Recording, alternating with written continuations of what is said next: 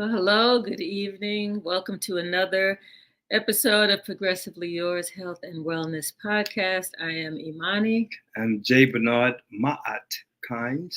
And together we are Sankofa Institute for Wellness.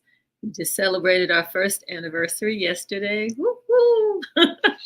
Very excited about that. It's been a wonderful journey and continues to be. Absolutely. Yeah, so we have a great show for you this evening. We'd like to welcome all of our viewers and listeners. We're very excited about our show this evening. We have an amazing guest. I'm not going to spoil it. Well, some of you may have seen the advertisements about the show, but I'm not going to spoil it. We are going to go right into our little spiritual opening that Bernard does. And from there, I'll share some announcements. And then we'll get to introducing our special guest this evening. Ready? I'm ready. Thank you, Imani. You're welcome. Again, we are delighted that you're with us tonight for another wonderful show.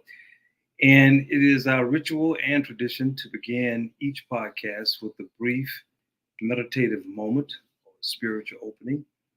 You're free to participate or not. It's very short.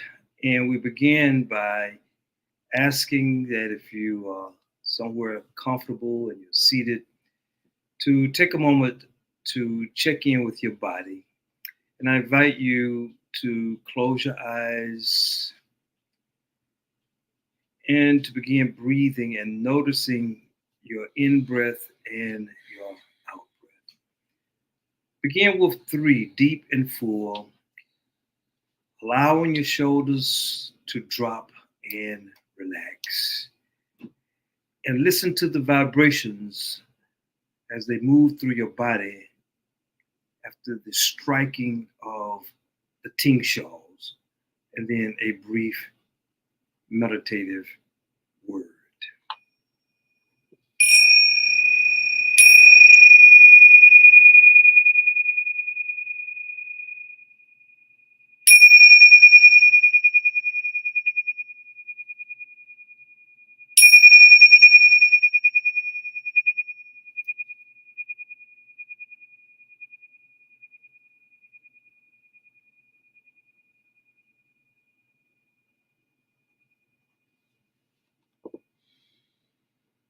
As you're breathing and relaxing, preparing your heart for what guides, your guardian angel, your diamond, your genius, wish for you to receive from our show tonight. These words from Thich Nhat Hanh, who I enjoy reading his wisdom, making applications to my life, and I'm inviting you to take these words in. Number 290, our desire for permanence. Our desire for permanence. When we look deeply into our fear, we see the desire for permanence. We are afraid of change. Our anger, our fear, our despair are born from our wrong perceptions, from our notions of being and non-being, coming and going, rising and falling. If we practice looking deeply, we find out that these notions cannot be applied to reality. We can touch our true nature. We can touch the ultimate dimension. And this brings about non-fear. When we trust the insight of no birth and no death, joy becomes possible every moment of our lives. The desire for permanence, desire for everything never changing or being unchanged, remaining unchanged throughout eternity. But it's not possible. It is for the ancestors that we grow into the notion that once we settle in to ourself, our steps, our movements, one breath in and one breath out at a time, we can experience more of the joy that each moment brings possible to us. Mm-hmm. This is practice, and it requires practice in creating new habits every day. Ashe. Namaste. Namaste. Namaste. And amen. Amen. I love that because, there are some who say the only thing constant in life is change. Things are changing every second. When you look at the track stars and you realize that the difference between the person who came in first and the person who came in seventh is like hundredths of a second.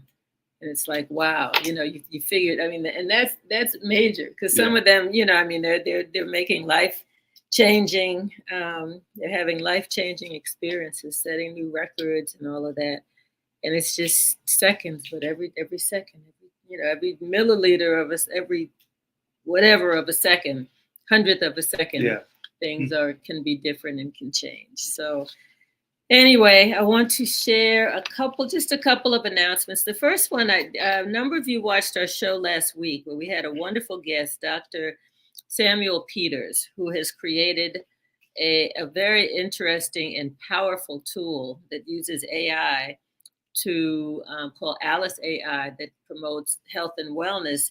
And you can use it virtually, which means it's an app on the phone that can be used to share frequencies over the phone. That one of them that I like actually scans the body. It scans like 11 different systems in the body. And as it's scanning it, it's also saying, "Oh, this needs to be tweaked," and it's making changes using those frequencies. So if anyone, I actually have the app on my phone. We've been using it. It's very, very amazing the things that people are saying about it. If anyone's interested in trying the Alice AI scan or having me scan you over the phone, just call me 470-861-7266. That's 470-861-7266. It's on the board for those of you who are watching. So that's the Alice AI treatment or Alice AI systems. And there'll be more information about how people can get their own app as well. I know that they're working on getting it out to the population. Very, very brilliant man. We enjoyed speaking with him last week. Mm-hmm. So we also want to encourage people to subscribe to our YouTube channel. That's where the numbers count. The numbers are going up. We appreciate that. It's on the board. Progressively Yours Health AN 6600. Where that came from, I don't know. But that's our YouTube channel. Also, we've got a couple of things that are, I call them freebies. Everybody likes free, and we have a number of things that are helping people in their businesses, in terms of marketing their business, in terms of health and wellness. Some are health and wellness businesses. So I just wanted to share a couple of those with you. We have a wonderful video card. Business card that the producer of the program that does the card, Sean Lashley, has he's created a system that says join our trusted network for free, where you can actually be listed on our site as a business or person, but a business that we trust and endorse. And so if you're interested in that, again, you can call me. And we can make sure that you get, I believe you get your own card out of it. You get your own video card, or maybe not video, but you get your own digital card as a way of getting you started. And it's good in terms of promote. Everyone needs to promote themselves. Promote. You can have the best opportunity in the world, and if people don't know about it, then they're not gonna reach you. And we're experimenting with putting things on Facebook and TikTok and other places. We posted a little video the other day, and it's just amazing how many responses we got to that. So there's that about the getting your own business card, and joining our trusted network. There's also a site that is, it's kind of like Groupon, but let me take a sip of water, sorry.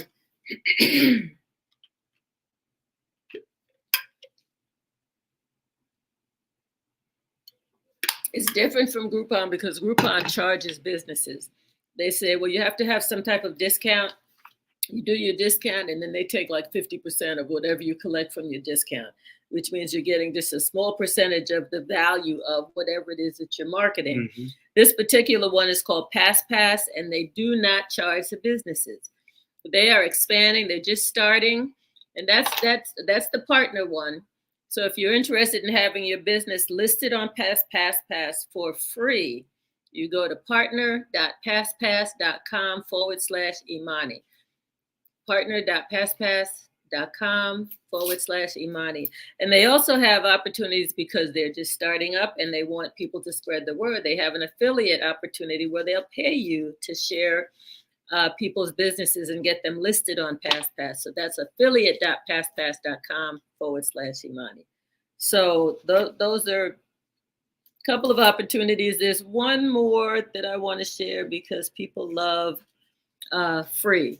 There's an herbal tea, and this company has been around for a while, but this company is actually paying you to try the tea and to share it with other people. They're paying you to share it.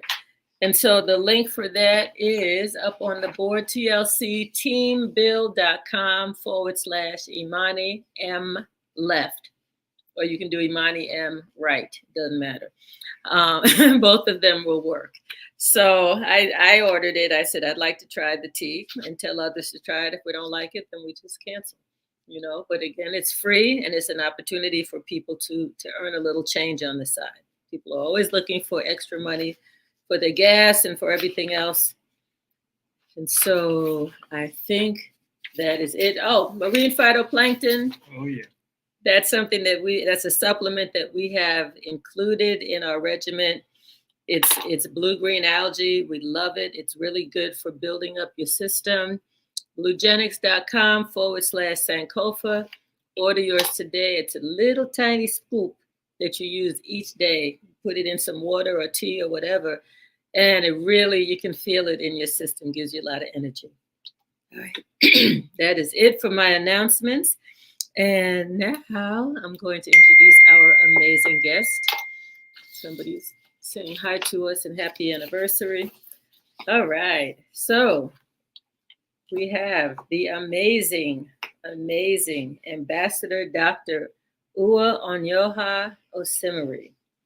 Ambassador Onyioha-Osimiri is the founder and president of African Women Mobilization Commission and its subsidiary, African Women Mobilization for Charity Initiative. The president and chancellor of the Chiist Mahadum, an African-centered university, and on the executive board of its parent company, Chiist Higher Learning Commission. And she'll talk with you about all of that and what it means. She's also the spiritual head of the Global Faith Ministries of Chiist and Godianism. A life coach in organizational management and behavior, she is a motivational speaker, phenomenal motivational speaker who conducts women accreditation empowerment workshops, including some that she's done, including the Chrysler Corporation, Women in Leadership Series in Rochester Hills, Michigan. And Dr. Uwa is a survivor of trauma in Nigeria from the Nigerian Biafran War. She motivates people on how to prevail over pain, suffering, challenges, and obstacles. The title of her motivational program is You Are Not Bound by Yesterday, On Forward.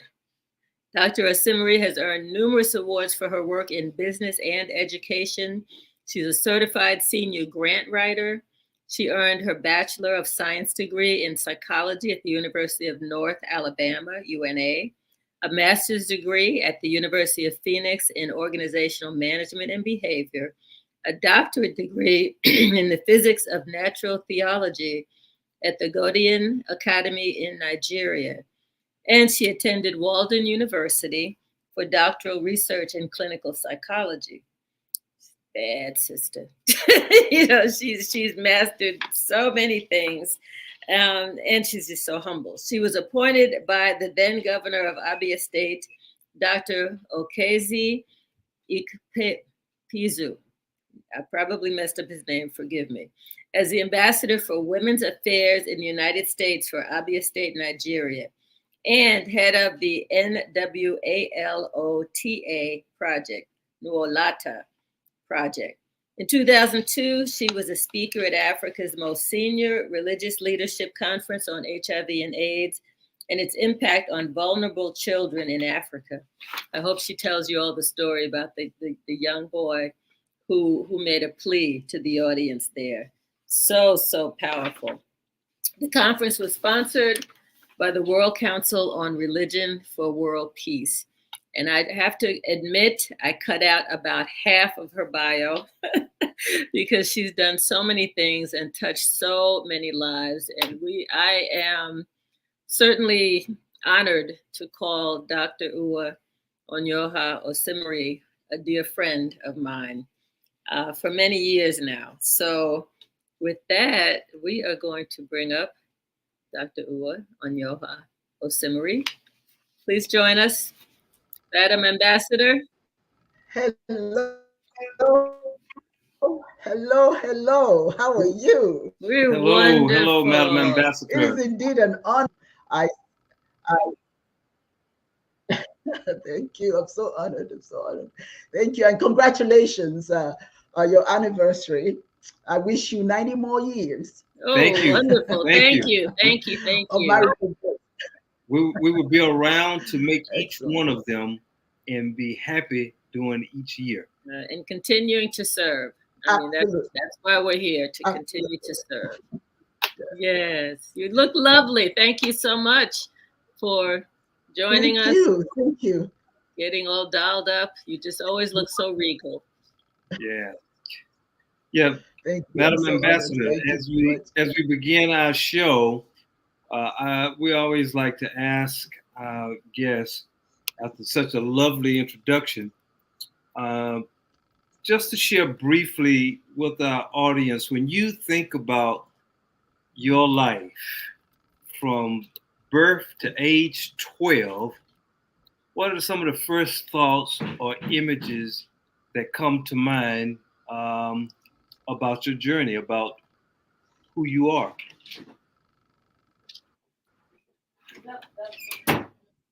Well, thank you. First of all, let me thank you so very much for inviting me to be a part of this auspicious occasion. I'm quite chastened by it. So many people to give credit for where I am today. And, for parents, particularly fathers should know how important they are in children's lives. My father had such a great impact on my life. I was a product of the Nigerian Biafran War, and it's quite a lengthy thing, so I'm not going to go into all of that. But I can tell you, though, that the experience of the war, all the various aspects of the war that I experienced, impacted me terribly negatively. And initially, I was quite a precocious young girl. I was all into everything and listened incessantly when my father would share his words of wisdom. But after the experience of the war and everything that had to go went along with it, I unfortunately kind of became withdrawn. I wasn't as boisterous as I was, and my father noticed it. And that's why I say that dads are just absolutely important. He noticed it, and he figured that he was losing his daughter, so he has to do something about it. And so what he would do is very early in the morning, about 5 a.m. in the morning, he would take me outside to the house, to the back of our house, which was like facing the east, and asked me to sit there with him. And there were about 10 kids. There were 10 of us, but he would pick me out and ask me to sit in the back and watch the sun rise. And for me, it didn't quite make sense to me, but it was just wonderful to be with my dad, And so I would sit there and watch the sun rise. Those in those moments, I felt chosen, privileged to witness the beauty of nature in action with my dad as the sun rose. It was just a beautiful thing. And it was during these quiet mornings that my father revealed the purpose behind this ritual. He emphasized to me that the only thing greater than me was the sun, the greatest manifestation of God, symbolizing that I was powerful in spite of what I had gone through. He also reminded me that I do not have the right to die until I've made a difference and never live anywhere unknown. Not to be braggadocious, but to understand that I have a responsibility to contribute to making the world a better place for everyone else. And if I understood that nothing anyone said or had done to me should define my reality. And he reminded that I was more than what I gave myself credit for. He would ask me unequivocally, what would my tombstone say when I leave this earth? This revelation became the foundation of my existence. I became determined to make a difference, to leave a lasting impact in the world. And that I give credit to my dad for making me or directing me towards being working to make a difference in people's lives. That's my little background there. Wow, that is a tremendous story and very, very powerful. Mm-hmm. And I could see the image of you and your dad sitting back there, and he getting, waking you that early in the morning and sitting in silence. I mean, just the power of the father in putting love and strength, his masculine strength, into his daughter. Is just a magnificent story and illustrates the power of a present father who sees and recognizes the need to care for and give his daughter love and strength. Thank you. Absolutely. Wow. And the pain of the war, I mean, he saw what you were going through. He knew. And he said, he better do something to bring you back out. You said you were shrinking into yourself. Yeah.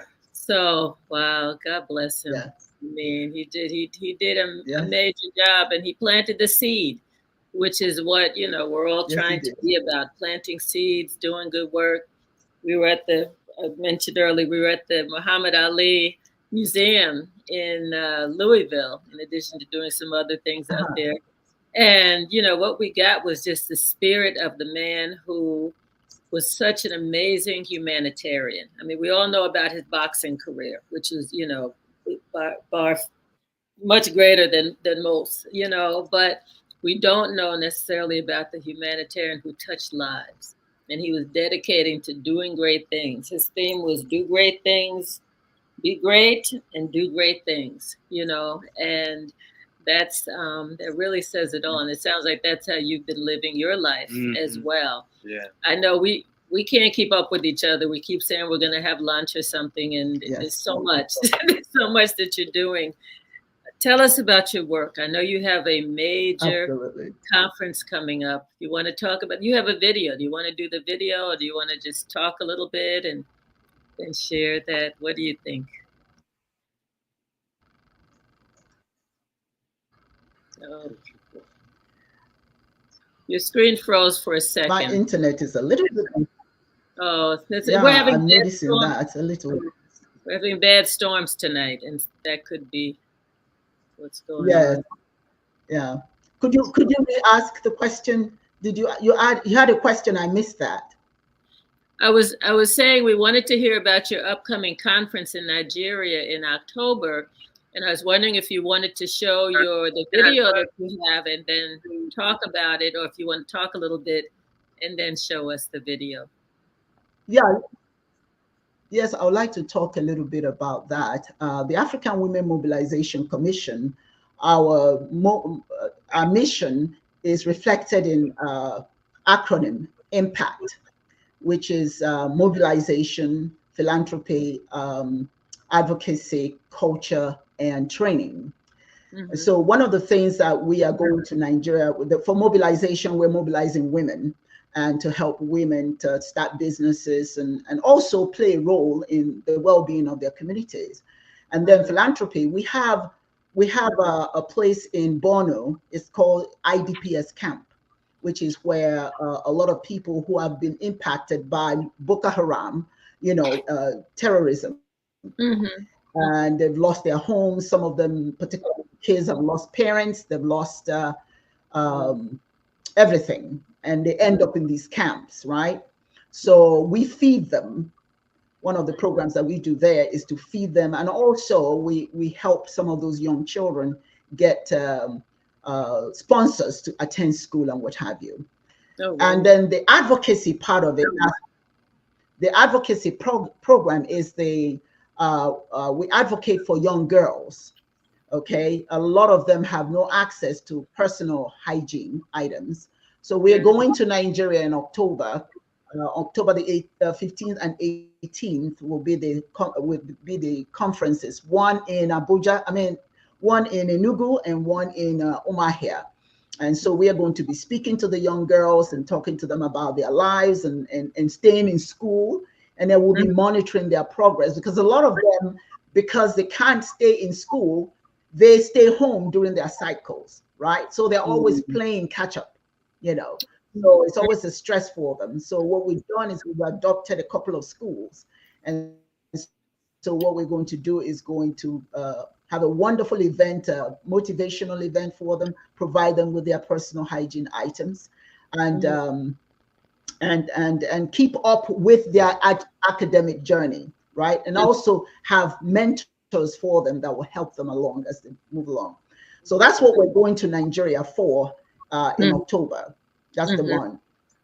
Nice. And the other program that we do, and I want to show you the video, is called UMSI Cares. All right. And what we do is two things.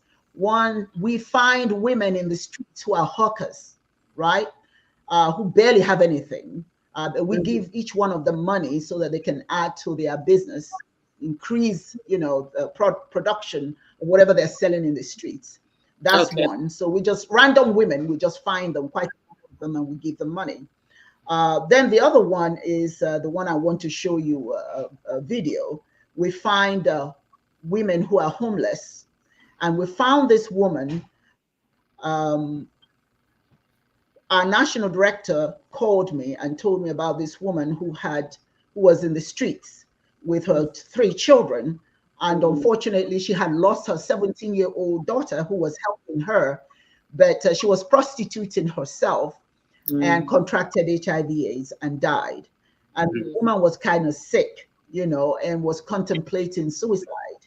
So we immediately interjected, and we got them a home. So we'll talk some more. I just want to play that video so you can see. The woman who's doing the talking is the national. Yeah. Say that again. She's the woman who's talking in the video. The national director. National director. Zainab Ahmed. All right. Thank you. National director. All right. The video's coming.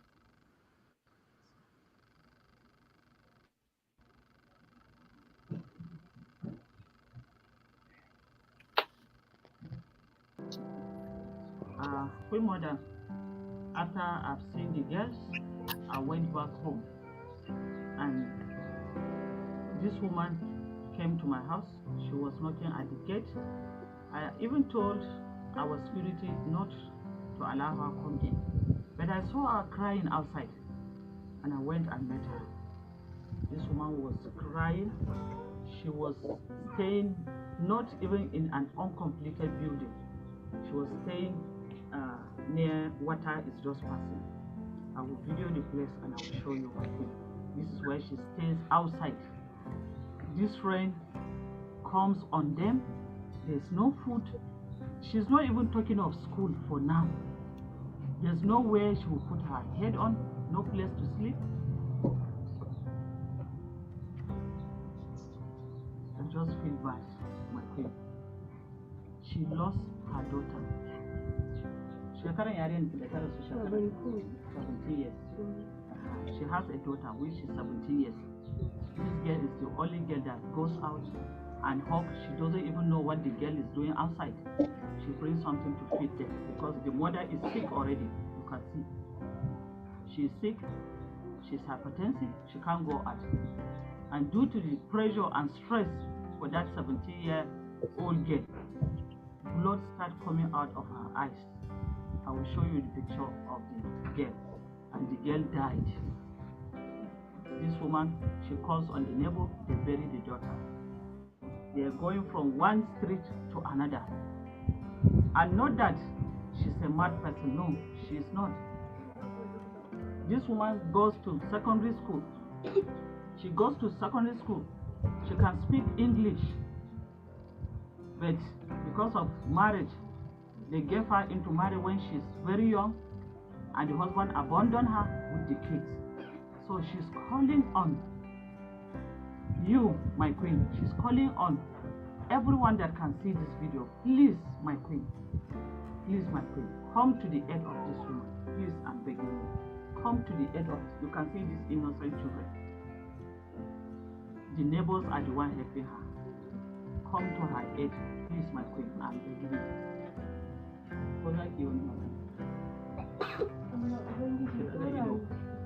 Allah Ubangiji ya dora ni kan duk wanda yake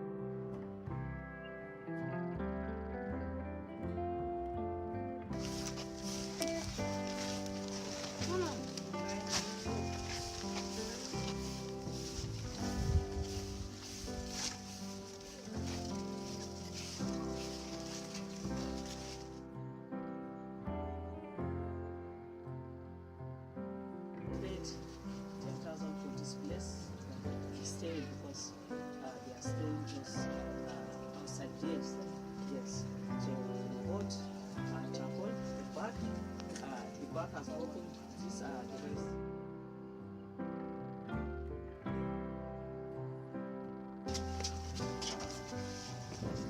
You can see to the way to the house that we have gotten for her. See gutter. And this is the entrance of the house. This is the toilet of the house. Thank you, Waye. Thank you, Queen Mother Kafadanji. Thank you, Queen Mother. Kefa baki faɗa thank you, Queen Mother ba. Eh? Yawwa, kefa baki faɗa da dariya ba fa. Baki a kallon nan fa. Thank you, me.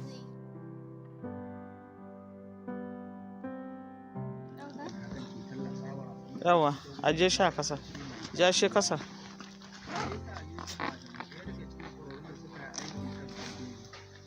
To zo ki fitar wannan. Zo ki sauri.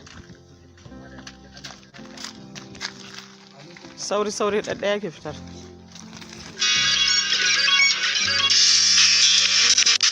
Ki sauri.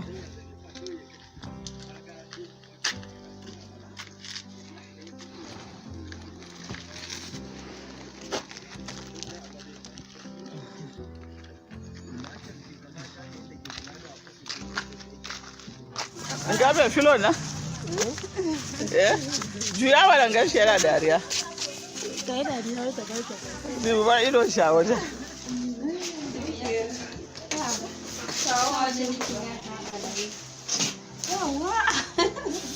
Kwanta gari. Yawwa tashi amma bai tashi ba. Thank you so much. Yawwa. Ku ce Queen Mother. Kai ba ka faɗa fa, ba ka salle. Queen Mother. Thank you so much. Queen Mother. Queen Mother, bye-bye. Thank you. Yawwa. Thank you, Queen Mother. May God bless you. God open better way for you. God continue helping you, helping your family, helping your generation. Thank you so much. You changed my life to back to the good. Thank you, good mother. Thank you, Queen Mother. Thank you, Queen Mother. May God bless you. Thank you. I'm really so happy. I'm so happy. I am happy today. I will sleep. I will rest. I will relax. My life is changed. Thank you, ma. Thank you, ma. May God bless you. Blessful day with you when they help you do this work, because then they're really good. If they're not there good, they can't do it. Even though you send for them, they will just block everything. Thank you for them. Thank you for you. God bless you. Thank you. Amen. So We don't have it, but now we thank you. May God bless you. May God give you what you want, and we are happy. We are a neighbor. We are happy. Mama.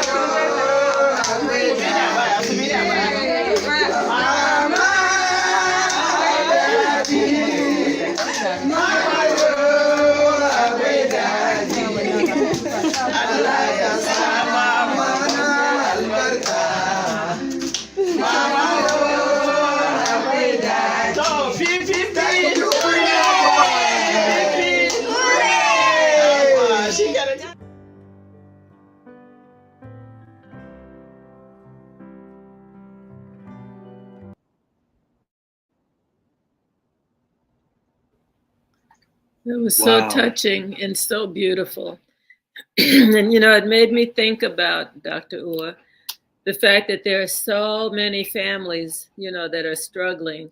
And it's like, how do you start? How do you how do you choose who you're going to help? And I was thinking of the story of the person walking along the ocean and picking up a starfish and throwing it into the water so it would live, you know. And it's like, for that starfish, it meant a lot that you picked it up and threw it out, you know, into the water so it would live. For that family, it meant so much, you know. And just when you do that kind of work, it just reverberates from them to other people, because then they can help people. You know, they're empowered to be all that they can be, you know. So it's not a bad thing of just helping a family and starting from there. So that's so beautiful. Yeah, what absolutely. you're doing. And to be able to witness the whatever. We've helped all of them. Several families like that. Your sound is a little bit because we want to hear I know you. It's the weather. I do apologize. The weather is awful here. It's okay. Yeah. It's bad we have here. A storm here. Yeah, right. We do too. Yeah, it was just wonderful. Also, Dr. Uwa, to experience and feel the genuine joy that they felt and the gratitude for the offerings and the gifts that they received from your ministry there with them. Mm-hmm. Absolutely. That's amazing. Yes. And again, I tie it to what my father told me. You don't have the right to die until you've made a difference. Never live anywhere unknown. And so that is my modus operandi. That's what moves me. You know, you're supposed to, this is what you're here for. And you know, when you introduced me, you talked about when I was in Nairobi, Kenya. All right. When I was in Nairobi, Kenya, that was in 1992. My father was invited to come to a conference sponsored by WCRP, World Council of Religions for Peace. And it was a conference that brought all of the first time that they had all the world religious leaders in Africa, in Nairobi.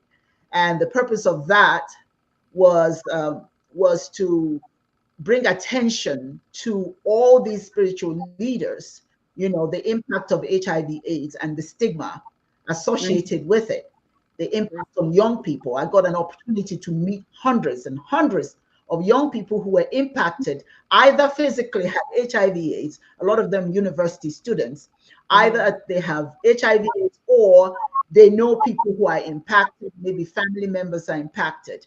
And so what happened was during the meetings, we were introduced to several of the young people, some of them as little as, believe it or not, some of them as little as 18 months, who are actually fending for themselves, you know, finding food in trash bins. And I mean, it was just horrific.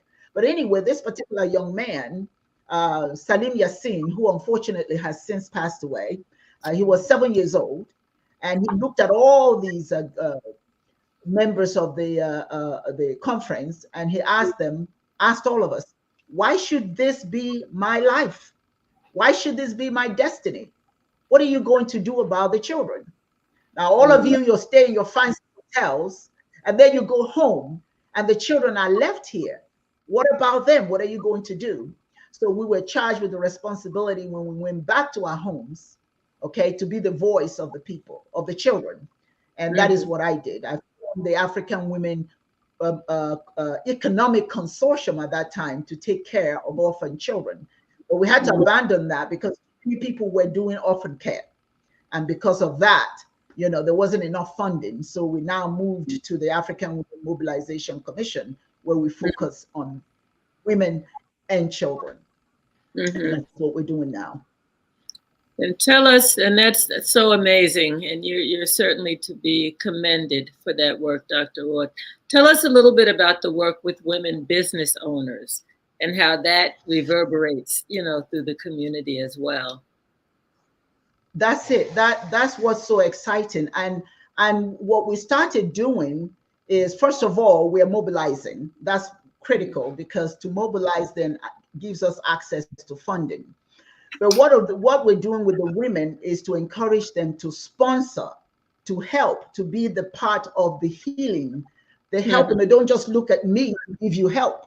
You can also help, people who are even worse off. So that's how we get involved with these street marketers, hawkers, and we help them, give them some money, and their numbers are just growing. And then we form a little organization for them, to help them with educational, training, so they know how to market their products, that sort of thing. So that's what we're doing in terms of the women. And then we are growing in different states in Nigeria. So the numbers are just growing. We're now in 17 states. There are 32 states in Nigeria. Now we're in 17 states. Yeah. So we're going. I want to share this with you. I want to share this with you. Part of what we do in Nigeria is the Rock Festival. I think I shared that with you earlier. ROC, the Rock Festival. And that is dedicated to men. Though our program is for women, but we also don't want to leave the men out. So we have the Rock Festival. Rock Festival, ROC, means reclaiming our communities, and it's part of the Nwalota project. Nwalota means Nigeria welcomes Africans living outside the African continent. Nwalota. So I have some men who will be going home with me, and the Rock Festival is dedicated to them, to remind them to reclaim their communities. It is your responsibility to build up your community. You can't be complaining about what other people are doing while you're allowing it to be done. So back in the day, in my village, men had the responsibility to make sure that their communities are clean. As a matter of fact, a man has to have a broom by the door of his house. That signifies that he's in charge of cleanliness. Cleanliness is next to godliness, right? Then the elders will walk around to see who has a broom in front of their door. And if you have a broom in front of your door, your environment better be clean. And if it's not, they will get you and whip you with that broom. So back then, the men were very much into, and they taught their sons that was their responsibility. The women had their roles, but the men were responsible for ensuring that their communities were in order. So now, to bring attention to the men, we use drumming to bring attention to this concept. Use drumming because back then, drumming was used as an instrument of communication. All right. And there was a story behind using the drum. I don't know, just tell me when to stop and I'll stop talking. We want to hear you. We want to hear you. Please keep. Okay. All right. Okay. So the Rock Festival, I had an opportunity to travel to Nigeria for my father's when my dad was being made a king, right? And I had a pouch with $1,000 in it, plus my green card. All right. It was wrapped around my waist. But after the big fanfare and festival, I went home only to realize that I had dropped it. I had dropped the pouch with $1,000 in it and my green card. That meant I couldn't come back. 1,000 US? 1,000 US? Yes, 1,000 US, yes. I couldn't come back and I didn't have my green card, right? So I was absolutely broken. I was crying. I was telling my dad, I don't know what I would do. Dad calmly said, do not worry. Just go to bed. I thought, is he kidding me? Does he understand? I lost the money and my card. Dad said, just go to bed. That night, I heard the drums. That's why this rock festival is called Ikoro. Ikoro means the talking drums. I heard that drum. It was so loud, you could hear it. And it was coming from where the king lived in, where my father was made king. There was another king there. And that's what my dad was telling me, don't worry about it. That king is going to make sure that I get my pouch back. I thought that was ridiculous. Are you kidding? Who's going to want to give back $1,000? You kidding me? Right. So that night we heard all that noise, the drumming. It was so massive, so noisy. So I asked my dad, what was that? He says, don't worry about it. By 6:30 a.m., a young man came on his bicycle knocked on the door, we opened it, and he handed me my pouch with the Wow. $1,000 in it and my green card. My mouth was open. I said, what? Dad said, I told you. But that drumming was the king of that village, alerting all others who participated in that event that it is not it's not part of their culture, it's not their value system to steal. So if you have that, bring it back to the king so it will go back to who it belongs to. The young man who found it that night walked all the way from the 7th village up to where the king lived and handed it back to him. And that's how they brought it back. So, in other words, these were men who, the king is a male, obviously. The young man who found it was a male. My dad is male. The guy who brought it to me was male. And that is to say, our men are honest brokers. All this stuff you hear African men no, they're not. That is not their value system. And so we want to have a rock festival to remind them this is who you are. Talk to each other through the drumming competition and all of that sort of thing. So we're going to have it's going to be quite an exciting experience. Drummers from all over. Wow. Yep. Make sure you videotape it. Yes, videotape it so we can see that. Bring it back to show our audience. That would be amazing. And it's so funny that you told that story because on the top of my paper, I said, are there men who support UMSI and what you're doing? And then you start talking about the men. That's like, I don't need to ask the question. So I figured as much, but that's good to hear that story and to hear that role, that it's not just women, that you're doing a lot to empower men as well. Yes. Dr. Uwa, I want to hear the quote again because I want to plant it deeply in my heart of the words that your father said to you. You don't have the right to die. And what comes after that? Yes. Well, the first thing he said that the only thing greater than you is the Son, the greatest manifestation of God. You don't have the right to die until you've made a difference and never live anywhere unknown. And when you leave this earth, what would your tombstone say? That was his lecture all the time. That's beautiful. Simple words, but they have such deep meaning, and you don't forget that. You don't have the right to die until you made a difference. It's like what is your tomb? What is the dash? On your tomb. You don't have the right to die. You don't have the right to die until you've done your work. And so I like that.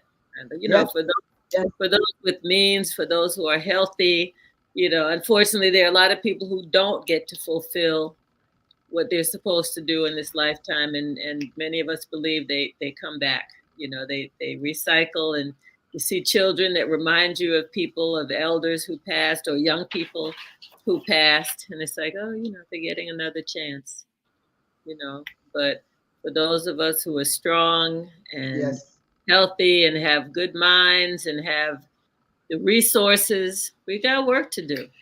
One of the things I'm taking back to that quote, and as I listen to you share your experience, your involvement, your leadership, is that,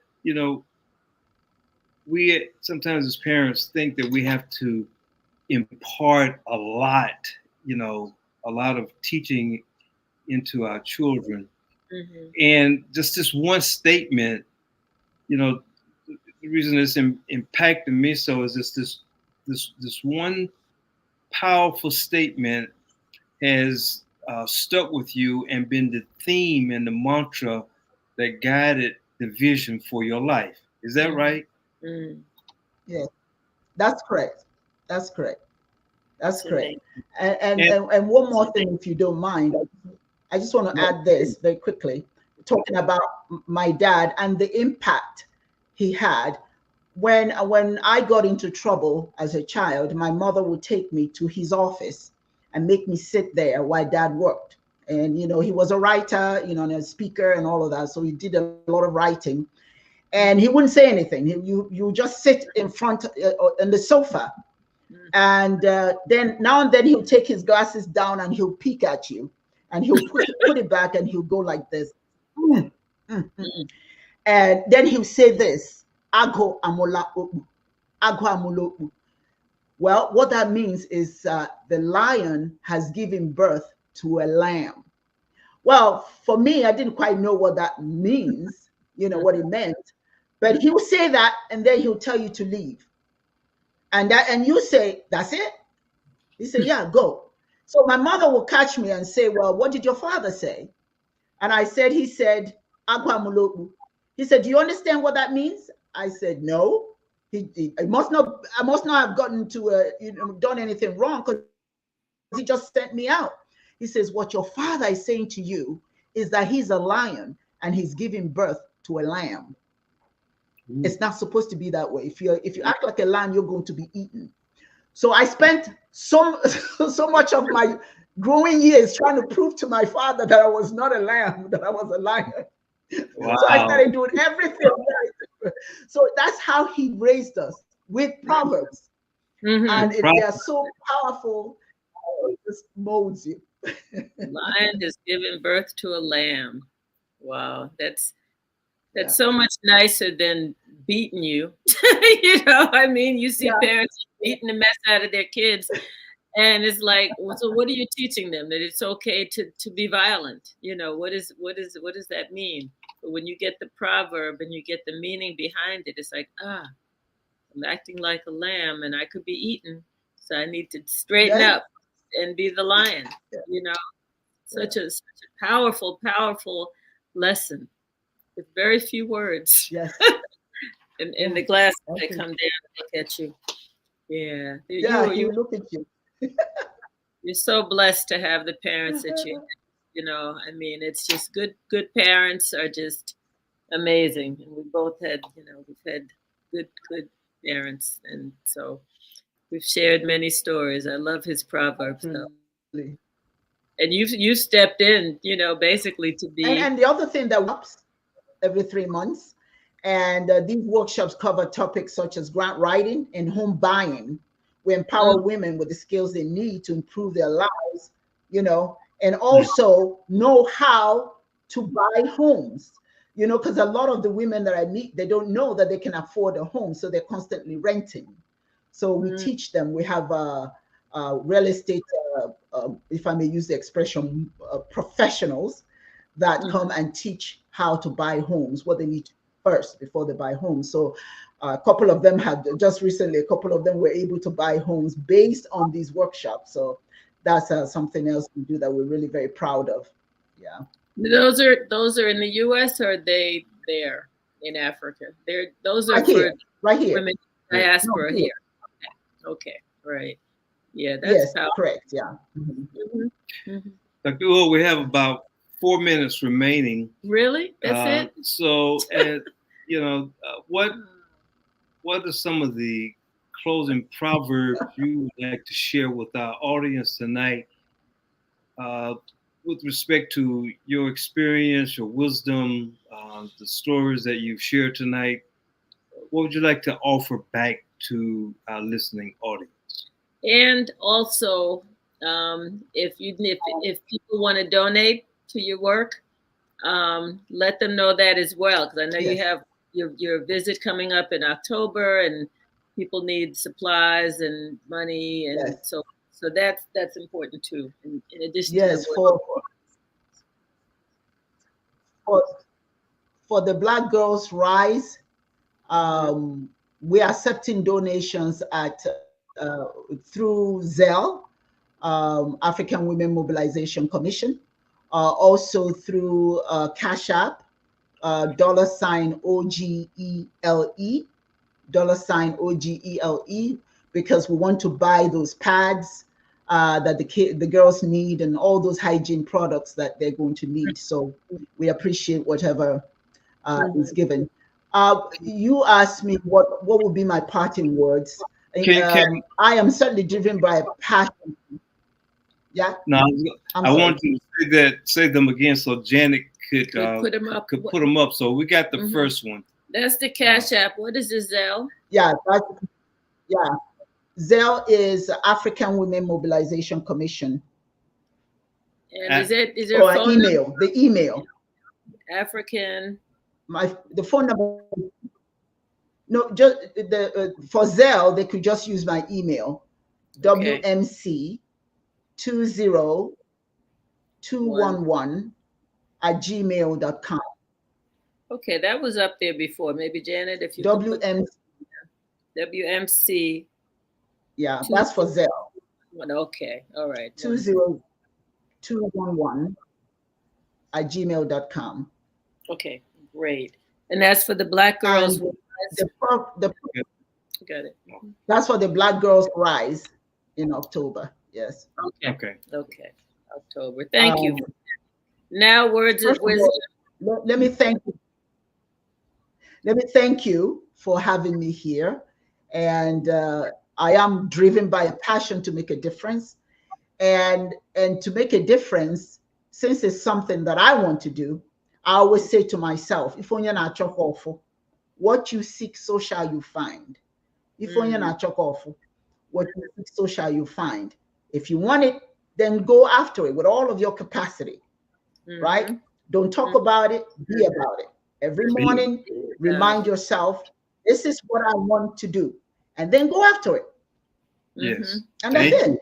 If you want to talk the talk and walk the walk, and just like you said, be about it, do the work, do great works. Thank you for all that you're doing. And we always tell our favorite guests, we have to have you on again, especially after you go to Nigeria in October.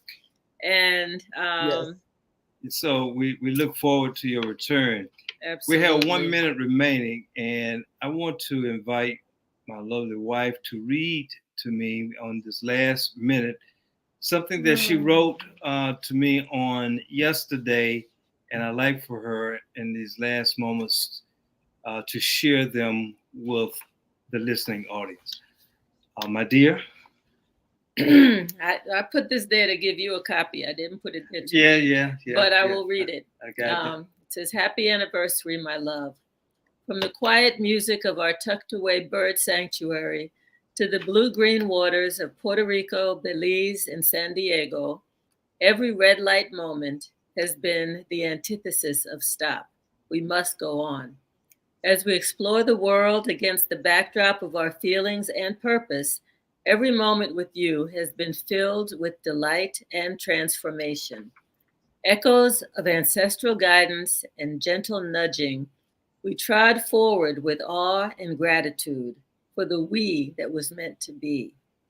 Dance with me, my love, as we celebrate and continue on, knowing that this first year is just the tip of the iceberg of learning love and doing great work." It is for the end. Wonderful. Thank you. That's beautiful. And it is indeed for the ancestors. Stick around, Dr. Uwa. We have a little debriefing we do. Thank you all for watching this evening and joining us. We hope you enjoyed the evening. We certainly did.